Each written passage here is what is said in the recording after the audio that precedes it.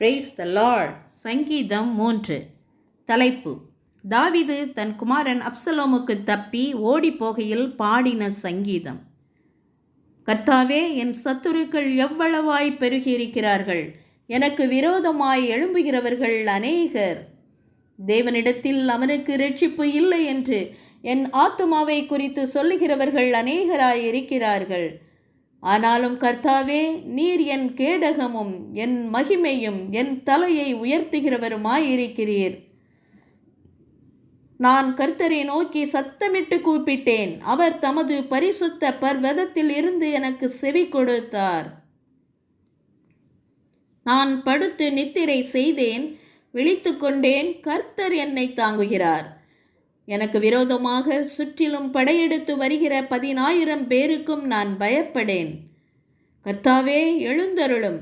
என் தேவனே, என்னை இரட்சியும்.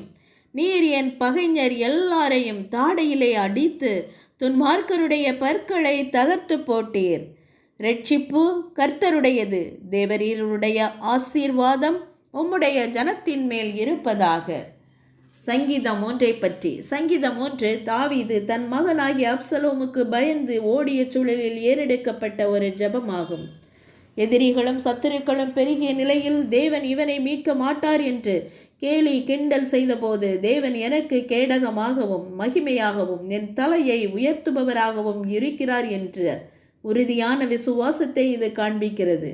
இந்த சங்கீதம் தாவீது ராஜாவின் சூழ்நிலை எதிர்மாறாக இருந்த நிலையிலும் கூட அவர் தேவன் பக்கம் திரும்புகிறார்.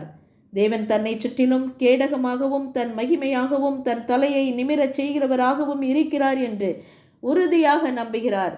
தனக்கு எதிரான கூட்டத்தை கண்டு அவர் பயப்படவில்லை. இரட்சிப்பு கர்த்தருடையது என்று அறிக்கையிட்டார்.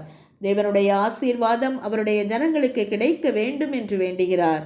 இதிலிருந்து நாம் கற்றுக்கொள்ள வேண்டியது, வாழ்க்கையில் பல பிரச்சனைகளும் எதிர்ப்புகளும் நம்மை சூழ்ந்திருக்கும் போது நாம் பயந்து கலங்காமல் இயேசு கிறிஸ்து நம்மை பாதுகாப்பார் என்ற உண்மையில் நாம் நிற்க வேண்டும். ஏனென்றால் இரட்சிப்பு கர்த்தருடையது என்பதை நாம் விசுவாசிக்க வேண்டும். Praise the Lord. ஆமென்.